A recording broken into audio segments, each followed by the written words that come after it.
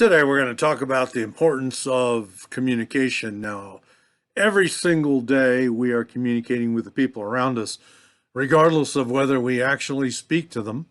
The way we look at people, what we wear, our facial expressions, our body language are just a few ways that we communicate with others outside of the spoken word. It's important to be aware of what message we're sending to those around us and how it's affecting them or the work that you're completing. So let's talk first about nonverbal and verbal communication. Now, most people would guess that verbal communication makes up the majority of communication. Studies show, however, that the majority of communication is actually nonverbal. The nonverbal communication is linked to the actual words we say. The nonverbal group states Dr. Albert Merabin, author of Silent Messages, conducted several studies on nonverbal communication. He found that 7% of any message is conveyed through words, 38% through certain vocal elements, and 55% through nonverbal elements, that is, facial expressions, gestures, posture, or things of that nature.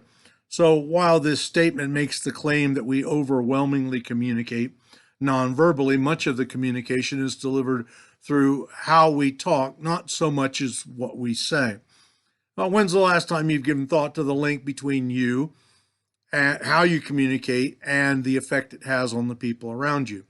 Now, why do we need to be aware of how we communicate? Well, everyone has worked with someone who's consistently negative and is hard to approach about anything. Oftentimes, most people do not want to approach these individuals or communicate with them due to how they communicate verbally and non-verbally. When an individual snaps back or approaches communication with others in a negative manner, it's difficult to get any message across.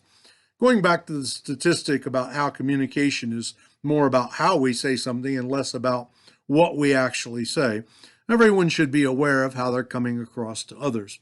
When we pay no mind to how we communicate with each other, messages are lost or not conveyed at all.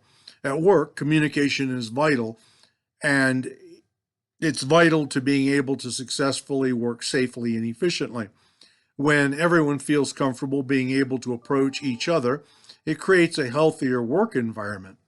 Effective and open communication creates a working environment that can lead to individuals feeling comfortable stopping work when needed, more hazards addressed, higher morale, less stress, and better cohesiveness between work groups. So think about how you come off to others that you're working with. Almost any problems in the workplace can be solved with effective and respectful conversations. Try to adjust the way you communicate verbally and non-verbally with others at work to enhance your working environment, not to hurt it.